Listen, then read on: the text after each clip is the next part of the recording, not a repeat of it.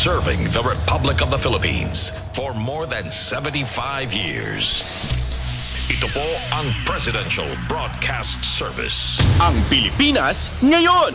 Narito na ang pinakamainit na mga balita na nakalap sa bawat sulok ng bansa. Ihahatid sa bawat Pilipino saan man kayo sa mundo. Ang Pilipinas ngayon! Pakinggan ang bawat kaganapan sa bawat lalawigan. Ito ang Pilipinas ngayon!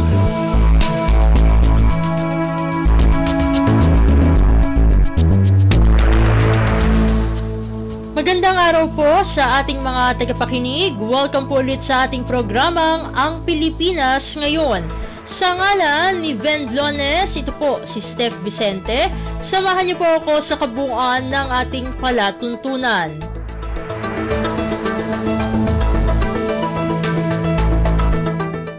Tulad ng dati, mapakikinggan po ang ulat ng ating mga kapatid na himpilan sa probinsya, ang ating mga segmentong balitang negosyo at kalakalan, balitang sports, at balitang artista, maging ang ilan sa mga pangunahing balita mula dito sa ating bansa. Yan po sa kabuuan ng ating palatuntunan, ang Pilipinas Ngayon. Kumpleto, detalyadong balitaan, di papahuli sa mahahalagang kaganapan. Kamustahin ang inang bayan, ang Pilipinas Ngayon!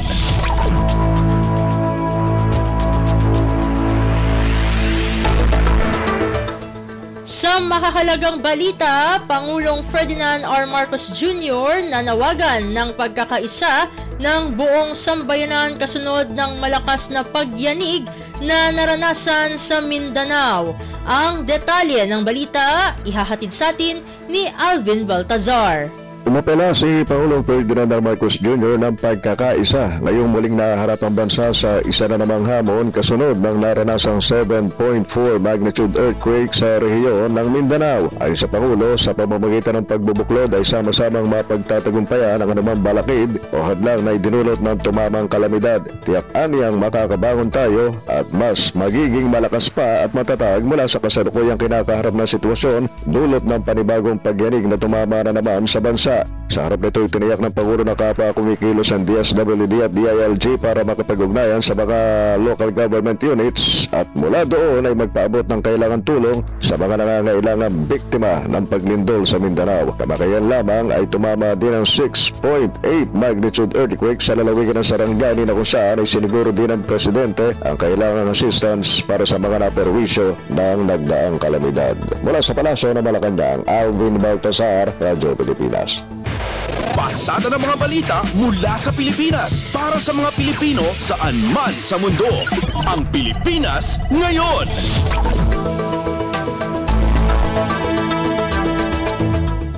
Sa iba pang mga ulat, patuloy ang ugnayan ngayon ng pamahalaan at Bangsamoro Autonomous Region in Muslim Mindanao or BARMM kasunod ng pambobomba sa Mindanao State University. Ito ang sinabi ni Pangulong Ferdinand R. Marcos Jr. kasunod ng aniyay pag-atake sa kapayapaan bilang paglalarawan sa pinakabagong insidente ng karahasan. Ayon pa sa Pangulo, patuloy din ang pakikipag-ugnayan ng national government sa kinauukulang lokal na pamahalaan para sa mabilisang aksyon laban sa mga nasa likod ng malagim na insidente ng pambobomba. Una dito ay nagpabot na ng pasasalamat ang Pangulo sa agarang pagtugon ng BARMM at ng concerned LGUs para sa mga biktima ng karahasan sa Mindanao. Ayon sa Pangulo, mga dayuhang terorista ang nasa likod ng malagim na insidente na kung saan ay inihayag ng Armed Forces of the Philippines o AFP na ang gulo ng retaliatory attack ang isa sa nakikitang motibo ng pambobomba. Kumpleto, detalyadong balitaan, di papahuli sa mahahalagang kaganapan. Kamustahin ang inang bayan, ang Pilipinas Ngayon!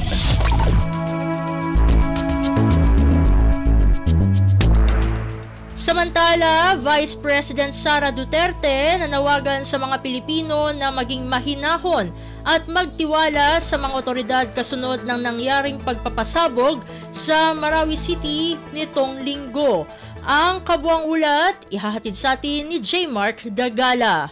Mariing kinundina ni Vice President Sara Duterte ang nangyari pagpapasabog sa loob ng campus ng Mindanao State University o MSU sa Marawi City kahapon ng umaga. Kasabay nito ay nagpaabot din siya ng pakikiramay sa pamilya ng mga nasawi, gayon din sa mga nasa kritikal na kondisyon at nasugatan dahil sa kanilang kalunos-lunos sa sinapit sa insidente. Sa isang pahayag, binigyan din ng pangalawang Pangulo na mapangahas sa pag-atake habang nagmimisa sa loob ng paaralan ay pagpapatunay ng karuwagan ng mga taong nasa likod nito. Kasunod niyan ay nanawagan si VP Sara sa publiko na maging mahinahon at magtiwala sa mga otoridad hinggil sa ginagawa nilang investigasyon upang tuluyan mapanagot ang mga nasa likod nito. Umaapila rin ng pangalawang Pangulo sa mga Pilipino na maging maingat at mapagmatsyag upang hindi na maulit pa ang ganitong pag-atake sa mga sibilyan. Dapat anya magpakatatag ang lahat sa panahong ito at huwag magpadaig sa takot na dulot ng terorismo. J. Mark Tagala, Radyo Pilipinas. Pasada ng mga balita mula sa Pilipinas para sa mga Pilipino saan man sa mundo. Ang Pilipinas Ngayon.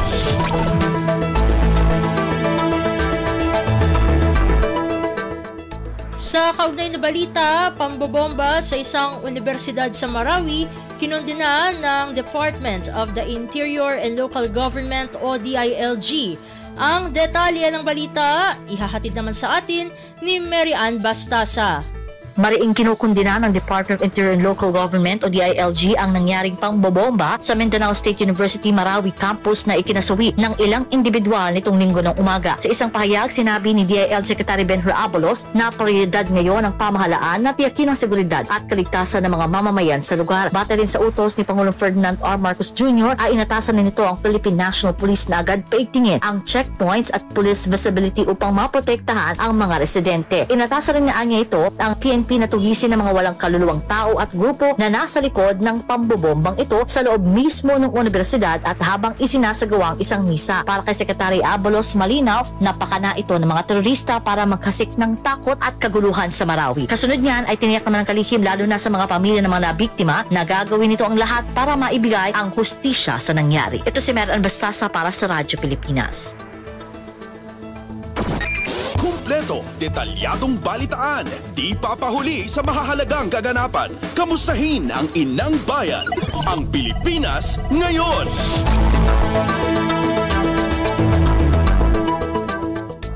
Samantala, mga senador nanawagan sa mga otoridad na bigyan agad ng hustisya ang mga biktima ng pambobomba sa Marawi. Ang kabuang ulat, ihahatid sa atin ni Nympha Asuncion. Mariing kinagalit at kinundina ng mga senador ang nangyaring pambobomba sa Mindanao State University sa Marawi City. Ayon kay Senate President Juan Miguel Zubiri, kawalan ng puso ang pambobomba sa isang grupo ng mga inosenteng sibilyan sa gitna ng isang misa. Ikinalulungkot niya ni Zubiri na makita ang ganitong klaseng karahasang muli sa Marawi ilang taon matapos ang naging kaguluhan sa lugar at sa gitna ng kapayapaan sa ilalim ng Bangsamoro Autonomous Region in Muslim Mindanao o BARM. Pinanawagan rin ng Senate Leader ang pagkakaroon ng coordinated effort sa pagitan ng PNP, NBI at BARM government para maibigay ang hustisya sa mga naging biktima ng insidente. Nanawagan rin si Senate President Pro Tempore Loren Legarda sa pamahalaan at mga otoridad na tiyakin ang kaligtasan ng publiko. Pinahayag ni Legarda na ang pambobombang nangyari sa isang religious occasion ay nagbibigay diin sa pangangailangan magkaroon ng pagkakaunawaan at respeto sa magkakaibang relihiyon at paniniwala. Kasabay nito, pinahayag din ng mga mamabatas ang kanilang pakikiramay sa mga pamilya ng mga nasawi sa insidente at panalangin na bumuti ang kalagayan ng mga nasaktan. Mula Senado, ito si Nympha Asuncion para sa Radyo Pilipinas.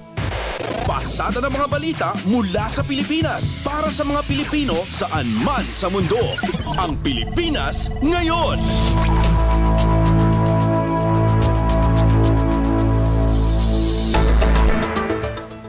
Sa kaugnay pa ring balita, Kongreso tutulong sa mga biktima ng pagsabog sa Mindanao State University.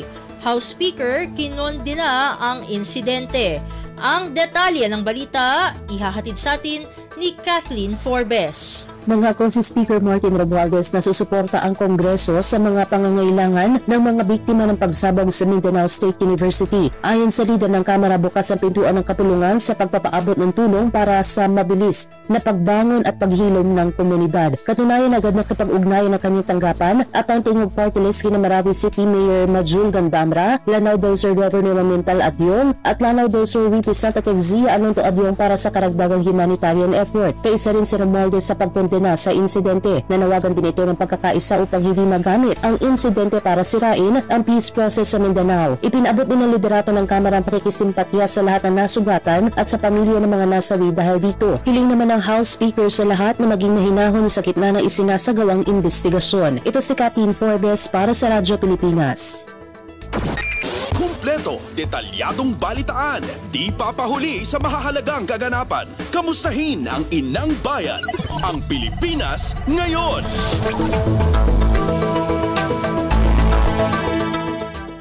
Samantala, Estados Unidos kinondena ang pag-atake sa Marawi. Ang kabuang ulat, ihahatid sa atin ni Leo Sarne. Mariing kinondena ng Estados Unidos ang pambobomba kahapon sa Mindanao State University sa Marawi. Sa pahayag ng US State Department, tinukoy ang insidente bilang isang kakilakilabot na pag-atake ng mga terorista habang nagsasagawa ng katolikong serbisyo. Ipinabot ng Estados Unidos ang kanilang pakikiramay sa mga nasawi sa pag-atake at alalahanin sa mga sugatan. Tiniyak pa ng Estados Unidos na malapit ang nakikipag-ugnayan ng kanilang mga opisyal sa kanilang mga katuwang sa Pilipinas at sa bayang tumitindig sa mga mamayang Pilipino sa pagtakwil ng insidente ng karahasan. 4 ang nasawi at hindi bababa sa 50 ang sugatan sa insidente na inako ng Islamic State. Ito si Leo Sarne para sa Radyo Pilipinas. Pasada ng mga balita mula sa Pilipinas para sa mga Pilipino saan man sa mundo. Ang Pilipinas ngayon.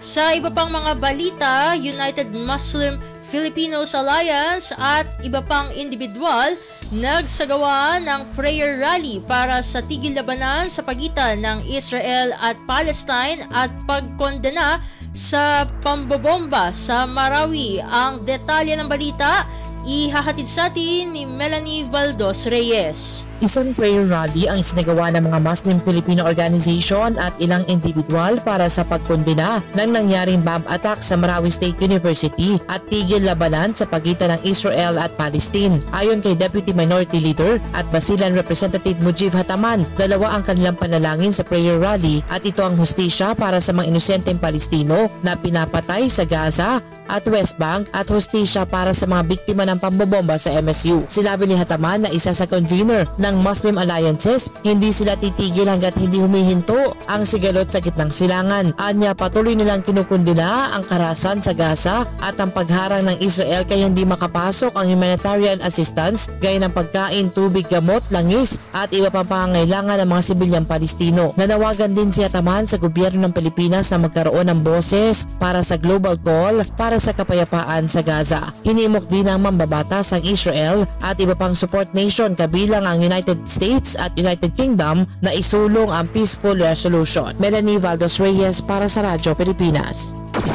Kumpleto, detalyadong balitaan, di papahuli sa mahahalagang kaganapan. Kamustahin ang inang bayan, ang Pilipinas ngayon.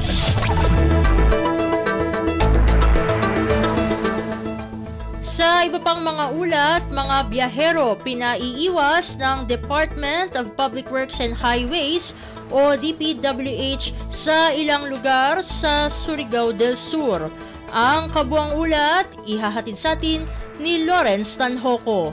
Pinapayuhan ng Department of Public Works and Highways ang mga motorista at biyahero na iwasan pa rin ang pagdaan sa Tagongon Bypass Road sa Hinatuan, Surigao del Sur kahit natapos na ang clearing operations dulot ng tumamang lindol. Ayon sa DPWH Caraga, passable na sa lahat ng uri ng sakyan ng nasabing kalsada pero nananatiling delikado dahil sa pabago-bagong panahon at mga naitatalang mga aftershocks. Maaari umanong gamitin ang alternatibong daan ang Surigao-Davao Coastal Road sa bahagi ng Hinatuan para matiyak ang ligtas na biyahe. Samantala, 2 national bridge pa rin sa Surigao del Sur at Davao City ang hindi madaanan ng malalaking sasakyan dahil sa safety reasons dulot naman ng minor damage dahil sa lindol. Sa ngayon, tanging maliliit na sasakyan ang pinapayagan dumaan sa Bolton Bridge sa lungsod ng Davao. Gayon din sa Tago-Gamat Bridge sa Surigao del Sur dahil naman sa mga minor damages. Mula pa rin dito sa lungsod ng Maynila, Lawrence Tanhoco, Radyo Pilipinas. Pasada ng mga balita mula sa Pilipinas para sa mga Pilipino saan man sa mundo.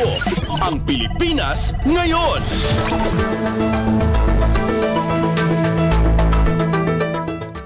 Samantala, parusang kamatayan dapat nang ibalik ayon sa House Dangerous Panel o House Dangerous Drugs Panel Chair matapos bitayin sa China ang 2 Pinoy drug courier.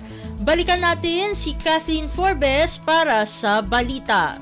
Inunok ni House Committee on Dangerous Drugs Chair Robert A. Barbers ang 2 kapulungan ng Kongreso na seryosong tutukan ang pagpapanumbalik sa parusang kamatayan lalo na sa sangkot sa iligal na droga. Ito ang pahayag ng Surigao del Norte Representative matapos bitayin ang 2 Pilipino sa China dahil sa pagiging drug courier. Makailang ulit nang inihain ni Barbers ang panukala sa pagbabalik ng death penalty para sa heinous crimes lalo na sa iligal na droga. Punto ng mambabatas, ang mga kababayan nating nakakatulan sa ibang bansa dahil sa drug trafficking ay kadalasan nauuwi sa execution, ngunit ito anya sa Pilipinas ay parang VIP pa ang trato sa mga foreign nationals na nahuhuli dahil sa kaparehong rason. Kaya anya panahon ng magpatupad ng mas mahigpit na parusa laban sa sino mang magpapasok ng droga sa bansa, Pilipino man o banyaga. Matatandaan na noong nakaraang administrasyon ang tinutukan ng mga otoridad ay ang demand side ng droga, kaya marapat anya na ngayon ay ang supply side na ang putulin. Ito si Kathleen Forbes para sa Radyo Pilipinas.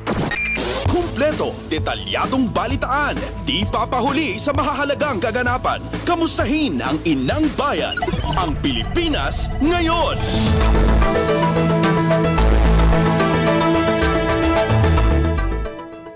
At yan ang mga mainit na balita para sa araw na ito. Samantala, ating antabayanan ang mga ulat mula sa ating mga kapatid na himpilan sa probinsya para sa Regional News. Balita mula sa lalawigan sa bawat rehiyon ng ating bayan. Dito sa Ang Pilipinas Ngayon.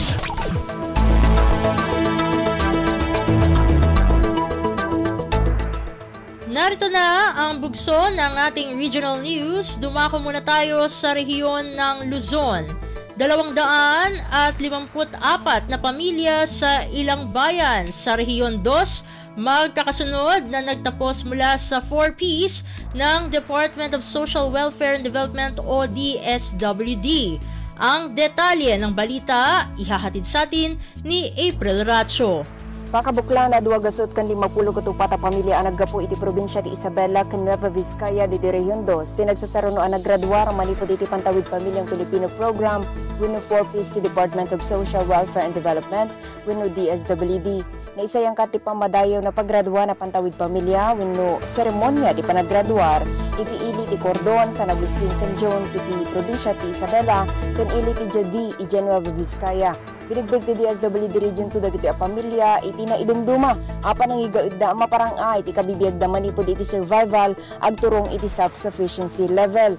Masat pa iti celebration ti ceremonial signing ti Enhanced Specific Implementation Agreement 20 Covenant ti ahensya kadagiti lokal a gobyerno para iti panangitutuloy ti implementasyon ti programa kadagiti munisipalidad babaan ti panang suportar dagiti LGU kadagiti benepisyaryo kastamot dagiti naggraduar a pamilya.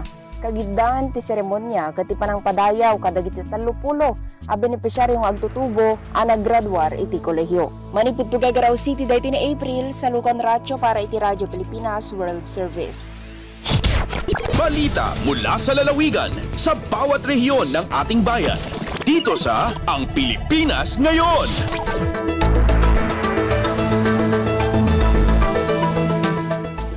Inyong napakinggan ang ulat ni April Racho mula sa Tugigaraw. Alamin naman natin ang balita mula sa Baguio City, mga construction industry employers sa Cordillera Administrative Region o CAR, pinaalalahanang obserbahan ang occupational safety and health standards. Ang kabuang ulat, ihahatid naman sa atin ni Jong Munar.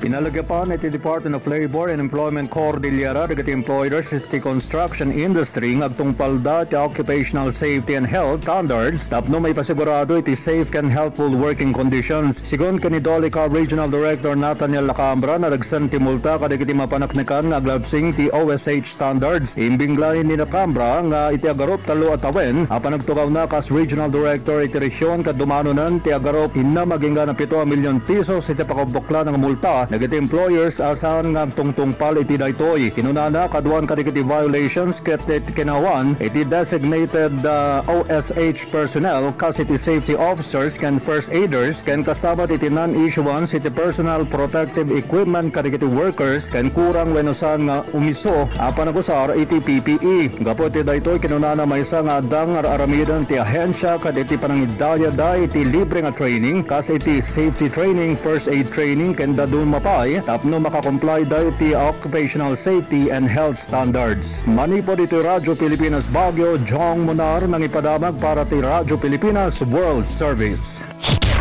Balita mula sa lalawigan sa bawat rehiyon ng ating bayan. Dito sa Ang Pilipinas Ngayon.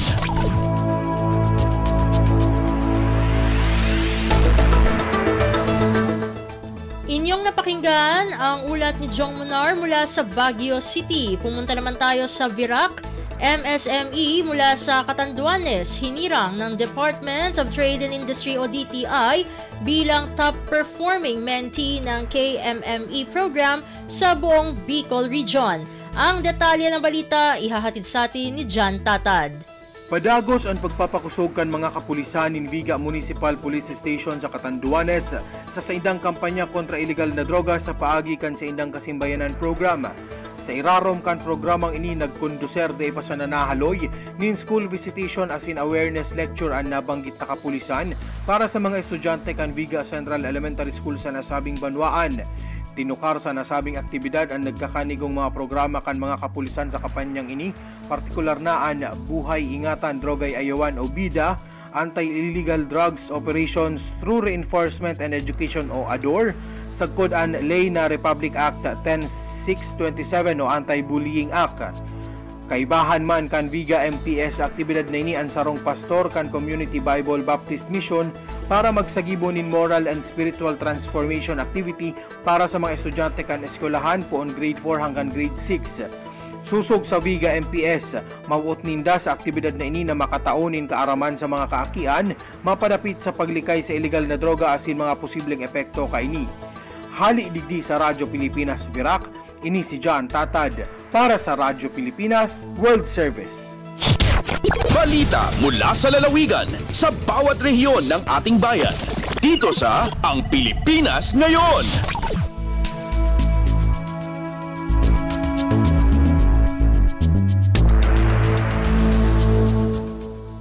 Inyong napakinggan ang ulat ni John Tatad mula sa Virac. Dumako naman tayo sa Kabisayaan, 4 na mangingisda sa bayan ng Daan Bantayan, Cebu, huli dahil sa illegal fishing activities. Pakinggan ang kabuang ulat na ihahatid sa atin ni Carmel Matus mula sa Cebu.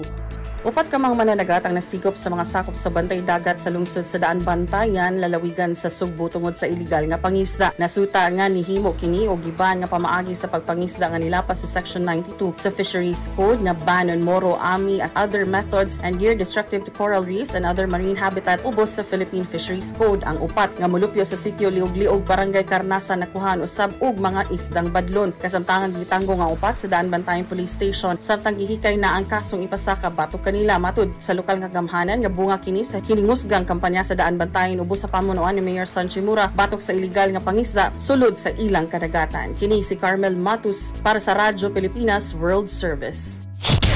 Balita mula sa lalawigan sa bawat rehiyon ng ating bayan. Dito sa Ang Pilipinas Ngayon.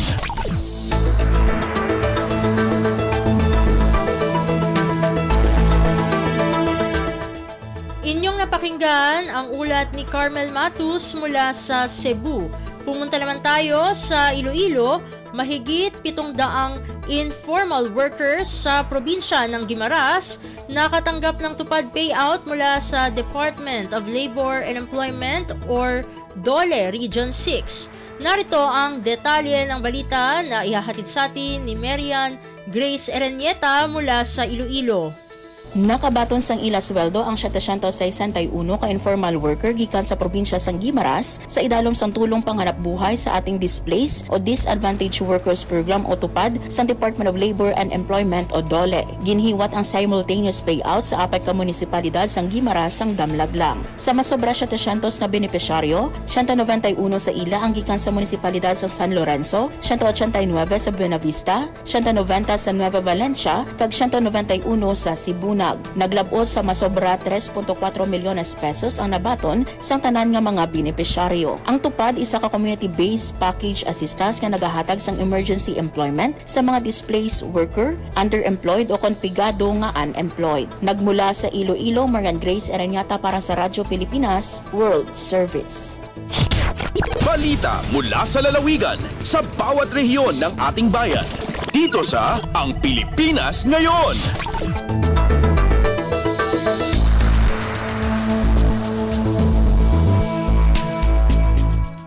Inyong napakinggan ang ulat ni Marian Grace Ereñeta mula sa Iloilo. Dumako naman tayo sa rehiyon ng Mindanao. OCD Davao Region muling nagpaalala sa publiko na iwasan ang pagpapakalat ng maling impormasyon hinggil sa mangyayaring lindol. Ang kabuang ulat ihahatid sa atin ni Armando Feniquito mula sa Davao.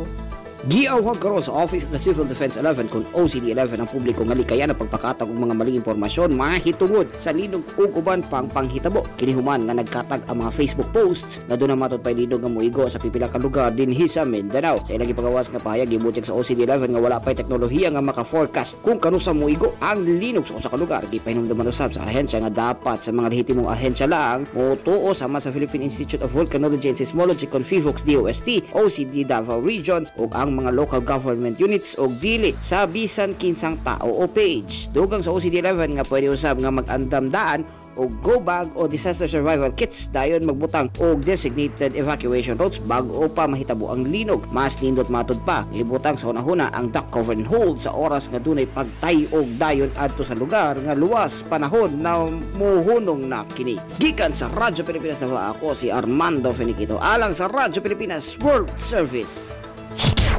Balita mula sa lalawigan sa bawat rehiyon ng ating bayan. Dito sa Ang Pilipinas Ngayon.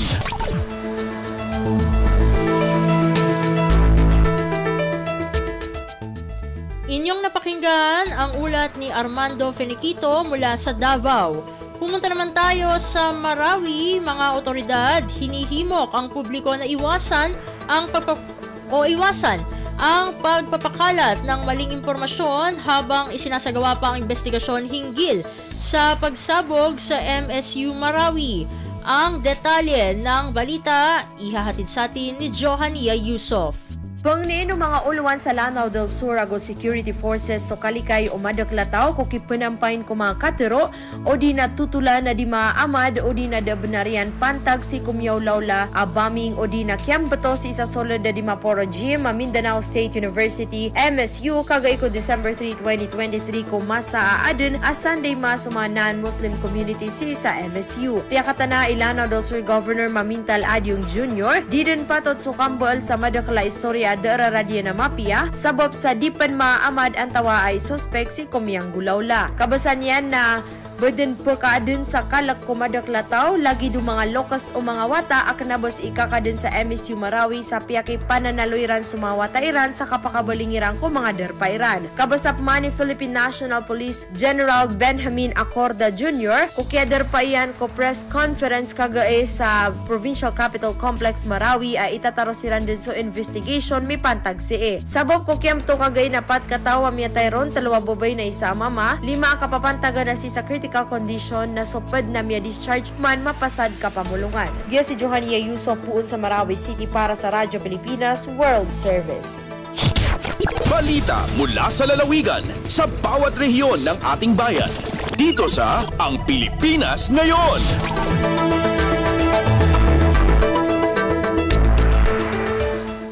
At inyong napakinggan ang ulat ni Johania Yusuf mula sa Marawi.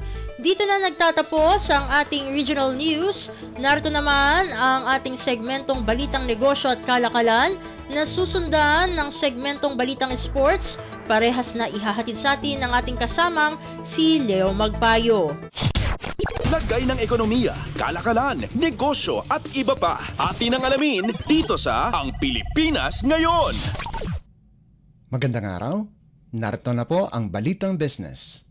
Tinutulak ng Sugar Regulatory Administration o SRA na maging 85 piso kada kilo ang suggested retail price o SRP ng asukal.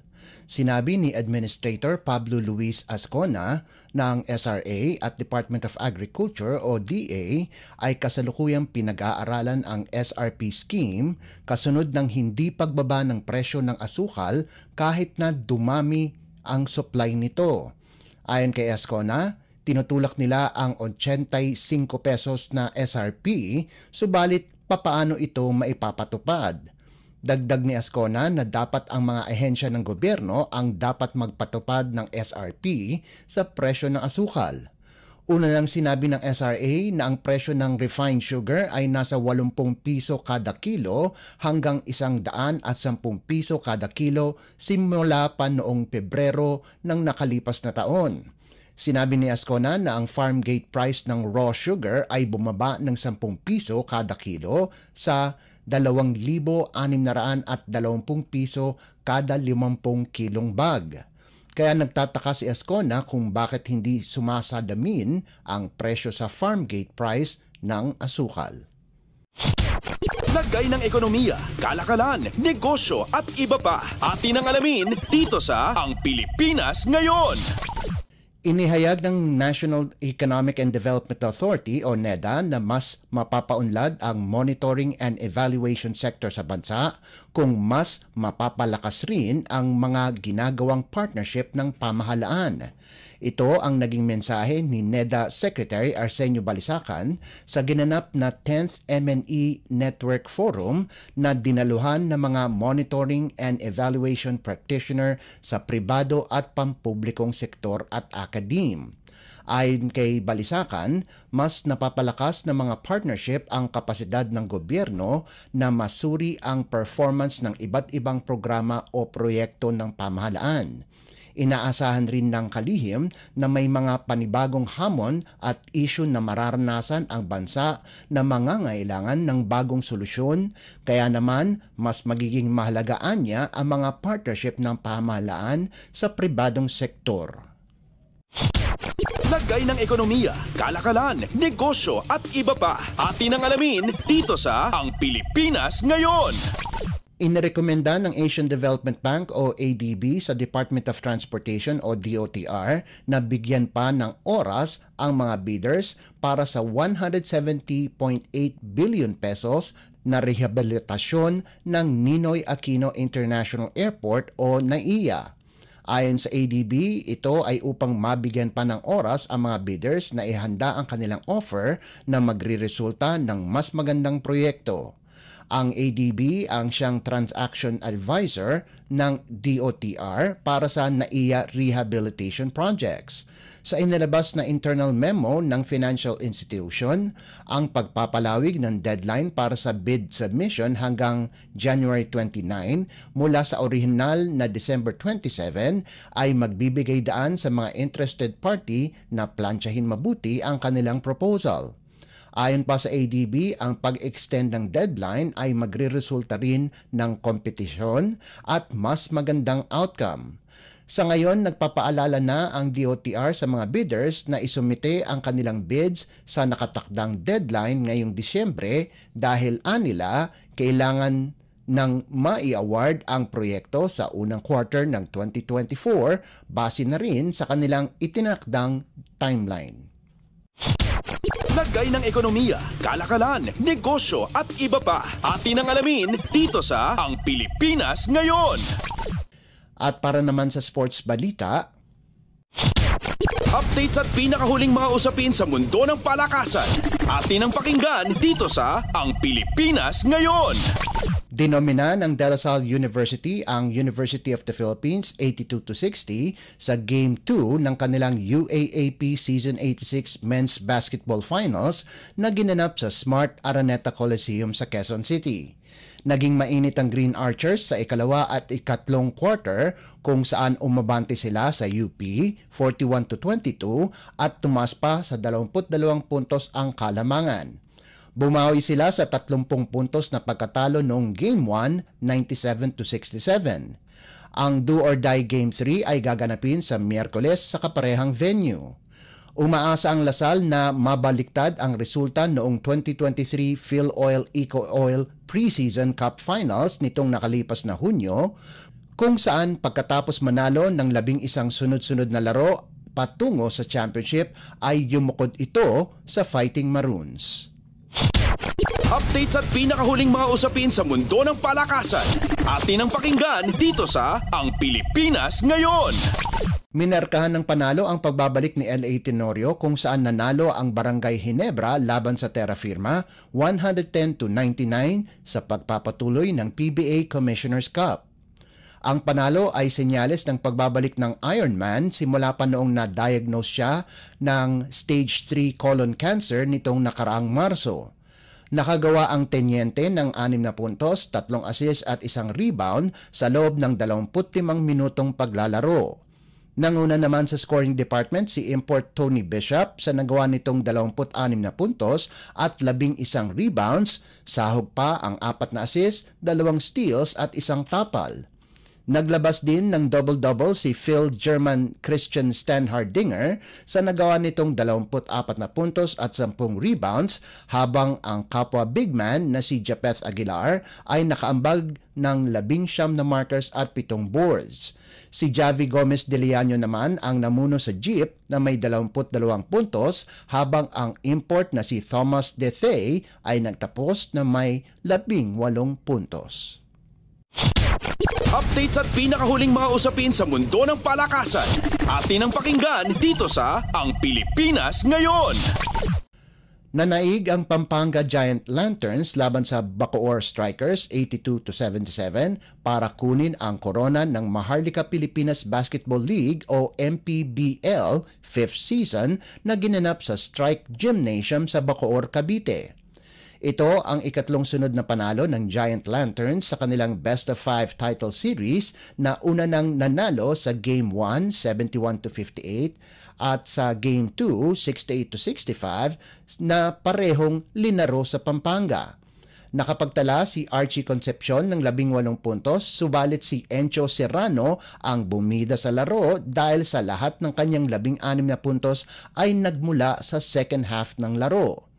Ang bagong Most Valuable Player o MVP na si Justin Baltasar ay nakagawa naman ng 11 puntos, subalit dinominan niya ang boards kung saan humakot siya ng 19 na rebounds kasama pa ang 5 assists, 3 steals at 1 tapal.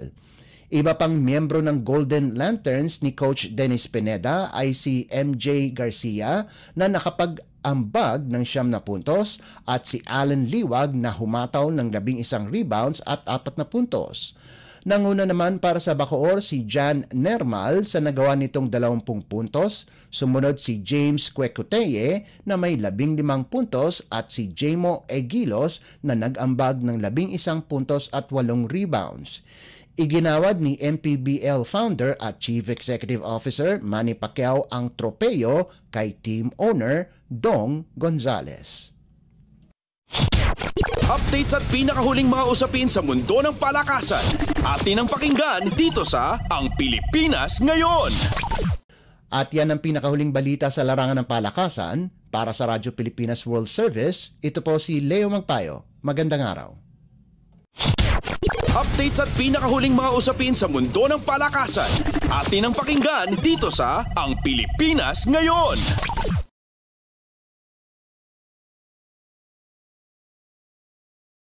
Maraming salamat, Leo, para sa ating mga segmentong Balitang Negosyo at Kalakalan at Balitang Sports. Para naman sa ating mga kachismis, narito na ang ating segmentong Balitang Artista kasama ang nag-iisang si Mama JT.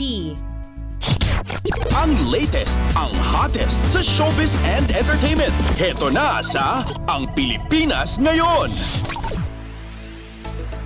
Hello! Magandang araw sa ating mga chismoso at chismosa na nag-aabang ng ating balitang artista. Nandito na si Mama JT para maghatid ng mga trending na balita sa mundo ng showbiz. So ito na ang ratsyada ng mga chika. And hinirang na si Miss Universe Philippines 2023 Michelle Marquez D bilang bagong tourism ambassador ng Pilipinas. And personal na pumunta si Michelle sa office ng Department of Tourism o DOT sa Makati noong December 1. And malungkot naman siyang tinanggap ng DOT employees at ni DOT Secretary Cristina Frasco sa courtesy call ng Miss Universe 2023 Top 10. And nagwagi si Michelle bilang Best in National Costume sa El Salvador kung saan ginamit niya ang tourism tagline na Love the Philippines. And mensahe ni Secretary Frasco kay Michelle base sa kanyang pahayag na ipinadala sa media, quote and quote, "Thank you for the honor that you have bestowed upon all Filipinos by carrying the flag of the Philippines so excellently and by declaring to the world your love for the Philippines and reminding the world of the many reasons to love the Philippines." And on behalf of the Department of Tourism, I would like to extend my gratitude for your support for Philippine tourism as well as for carrying Love the Philippines, and I extend to you my invitation for you to continue to be ambassador of tourism for our country. And samantala usapang Katniel tayo dahil hindi pa rin tayo makamove on sa kanilang paghihiwalay. And muling itinanggi ng kapamilya actress na si Jillian Vicencio na may kinalaman siya sa hiwalayang Catherine Bernardo at Daniel Padilla. And naging laman ng balita si Jillian noong December 1 o isang araw matapos kumpirmahin ni Catherine ang breakup nila ni Daniel. And itinuturo ng ilang netizens si Jillian bilang di umano'y third party kaya naputol ang nagtapos na ang 11-year relationship ng magkasintahan. And ayon sa ating chika ay nagkaroon daw ng intimate affair itong sina Jillian at Daniel. At nalaman ito ni Catherine dahilan para magdesisyon ito na makipagkalas na. And bago si Jillian ay lumutang din ang pangalan ni Andrea Brillantes na di umano'y may kasalanan kung bakit nagkalabuan itong sina Catherine at Daniel. And sa pamamagitan ng X o dating Twitter, dinipensahan ni Jillian ang kanyang sarili laban sa mga malisyosong chika. Sabi ni Jillian sa kanyang post, quotes and quotes, "Huwag niyo po akong idamay dito, hindi po totoo." Yan yung kanyang ex-post. And nakiusap din ito sa publiko na bigyan ng respeto ang dating magkasintahan na sina Catherine at Daniel. And bago ang kanilang social media post ay pinagtanggol si Jillian ng malalapit nitong mga kaibigan na malapit na kaibigan nito na si DJ Jaiho. And buwelta ni Jaiho sa X account, quote unquote, "fake news." Nakakatawa na ngayon naman si Jillian naman ang idadawit. Lahat na lang talaga. Actually, nakarating na sa akin to pero kulang mga character sa another gawa-gawang kwento na ito. And tigilan nyo na si Jillian na nanahimik at walang kaalam-alam. Dinadamay nyo. And ito lumalabas na may ilang buwan na rin pala ikinakabit ang pangalan ni Jillian sa relasyon ng Katniel. Paglilinaw ni Jillian, quote and quote, actually guys, wala po talaga. And ito sa panayam din ay sinabi ni Jillian na magkaibigan lang sila ni Daniel at Catherine at wala siyang idea kung paano nagsimula ang chismis na iyon laban sa kanya. And ito pa ibang Daniel naman tayo idinaan na lang sa biro ng Brazilian-Japanese actor na si Daniel Matsunaga ang pagkakadawit ng kanyang pangalan sa hiwalayang Catherine Bernardo at Daniel Padilla. O ito noong gabi ng November 30 ay magkasunod na nag-post sa Instagram itong sina Catherine at Daniel para i-anunsyo sa publiko na tapos na ang kanilang 11-year relationship. And hindi nagbigay ng dahilan ang dalawang kapamilya stars kung bakit nga ba sila nag-break. And kung may katotohanan nga ba ang espekulasyon si Andrea Brillantes ang sanhi ng kanilang hiwalayan dahil sa umano'y pagkakaugnay nito sa aktor at maging yung kababanggit lang natin na chismis na si Jillian Vicencio ay may kaugnayan din sa aktor. And bukod kay Andrea nadadawit din sa issue si Daniel Matsunaga dahil magkatukayo sila ng dating nobyo ni Catherine. And sa Instagram account ni Daniel, nitong November 30 ay ipinost niya ang screenshots ng mga ipinadala sa kanyang mga mensahe ng netizens dahil pinaghihinalaang siya ang Daniel na boyfriend ni Catherine. And makikita rin sa mga screenshot na marami sa netizens ang pinipilit na pinapaamin si Daniel kung may katotohanan nga ba ang haka-haka tungkol sa kanila ni Andrea. And may iba pang animoy sinisisi siya sa pagkakahiwalay ng tambalang Katniel. And imbes na seryosohan ito ni Daniel ay idinaan na lang niya ito sa biro ang pagsagot sa mga ito, lalo na biro lamang ito ng mga kachismis natin. And mababasa sa kanyang caption quote and quote, guys, there are so many Daniel sa buong mundo. Iba po yung surname ko talaga, promise. And salamat po, God bless. And ipinost din ito ni Daniel sa kanyang Instagram story. Pagkakasabi niya doon, quote and quote, guys, please, iba po yung surname ko. Maraming Daniel sa mundo.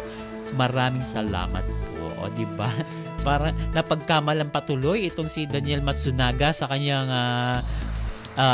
Instagram account, imbes na yung talagang si Daniel Padilla na ang Supremo DP ang kanyang Instagram ay iba pa o ibang account ang kanilang napagdiskitahan. And OMG, wala na tayong oras sa ating balitang artista. Maraming salamat mga kachismis sa pakikinig sa aking mga chika for today. Ako po si Mama JT para sa Radyo Pilipinas World Service. Ang latest, ang hottest sa showbiz and entertainment. Heto na sa Ang Pilipinas Ngayon.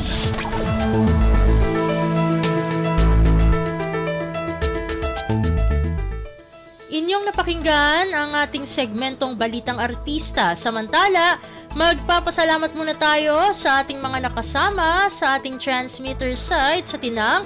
Sa studio, kasama natin sina Milo Janela, Susan Aizon at Anthony Pimentel. Pinasasalamatan din natin ang ating executive producer na si Jerome Toledo. Salamat din sa mga naghatid ng mga ulat mula sa Kamaynilaan at mga probinsya, pati na rin ang naghatid sa atin ng segmentong Balitang Negosyo at Kalakalan at ng segmentong Balitang Sports na si Leo Magpayo, maging ang naghatid sa atin ng Balitang Artista na si Mama JT. At syempre, maraming salamat sa ating station manager na si Mr. Ray Sampang. Maraming salamat po hanggang sa susunod na edisyon ng ating palatuntunan. Huwag kalimutang mag-like, mag-follow at mag-subscribe na sa mga social media account o page ng Radyo Pilipinas World Service upang maging laging updated sa mga mahahalagang balita. Sa ngalan ni Ven Blones, ito po si Steph Vicente. Mabuhay po tayong mga Pilipino. At yan ang Pilipinas Ngayon. Muling samahan si Ven Blones sa parehong oras at alamin ang pinakahuling mga kaganapan at balita saan man kayo naroon. Ang Pilipinas Ngayon!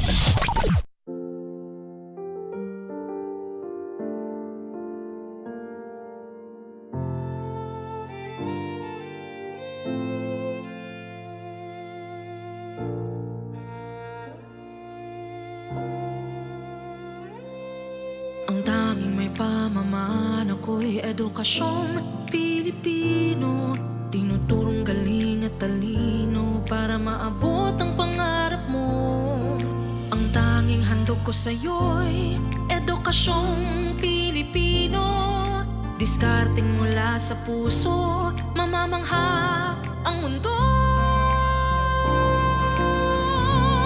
Matatag na mga guro, matatag sa mga pagsubok, matatag na mga mag-aaral, matatag na talino'y umiiral. Hinaharap ang hirap, walang takot sumugod, humahanap ng solusyon, ipaglaban ang edukasyon. Kabataan